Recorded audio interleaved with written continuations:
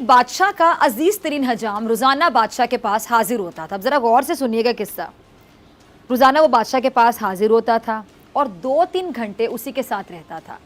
अच्छा, एक दिन नाई के जहन में पता नहीं क्या है कि नाई ने बादशाह से अर्ज किया कि हुजूर, मैं वजीर के मुकाबले आपसे ज़्यादा करीब हूँ और मैं वफादार भी हूँ, आप मुझे उसकी जगह वजीर क्यों नहीं बना देते। बादशाह ने सुना और मुस्कुराया और बादशाह ने उससे कहा कि मैं तुम्हें वजीर बनाने के लिए तैयार हूँ, लेकिन तुम्हें उससे पहले इम्तिहान देना होगा।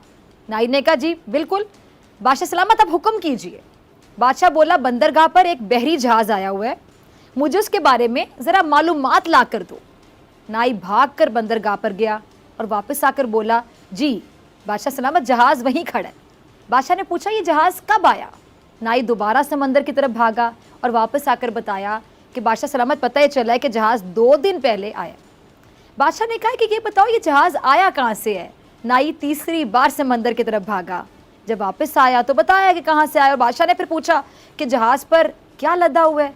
नाई चौथी बार समंदर की जानिब भाग खड़ा हुआ और इस तरह शाम तक नाई समंदर और महल, समंदर और महल, समंदर और महल के चक्कर लगा लगा कर थक गया। अच्छा, इसके बाद क्या हुआ?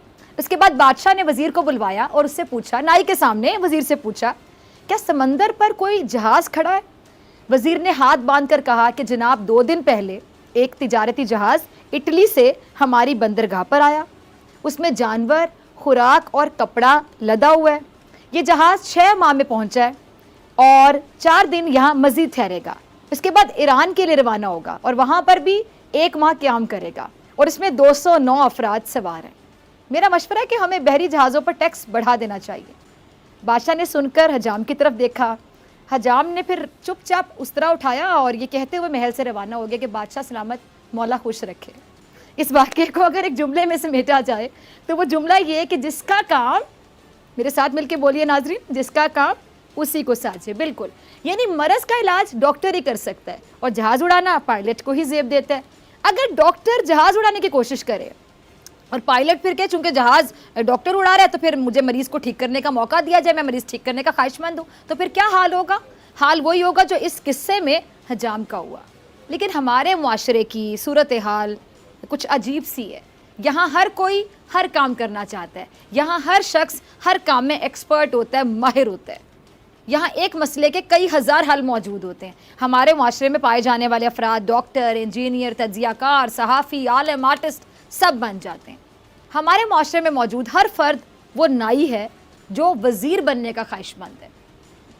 एक दौर था जब दुनिया में मुसलमान चीज़ें ईजाद करते थे और आज हालत ये कि मुसलमान कोरोना की वैक्सीन के लिए मगरिब को देख रहे हैं।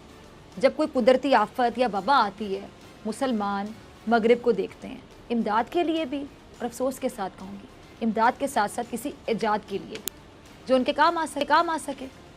आज मुसलमान ये समझ ही सकते हैं कि वो भी कोई चीज़ ईजाद कर सकते हैं, बल्कि वो ये जानते हैं कि जो मगरिब कर रहे हैं वही दुरुस्त है। कि क्योंकि दुनिया ने कोरोना से निपटने के लिए लॉकडाउन लगाया तो हम भी कोरोना को शिकस्त देने के लिए लॉकडाउन लगाएंगे।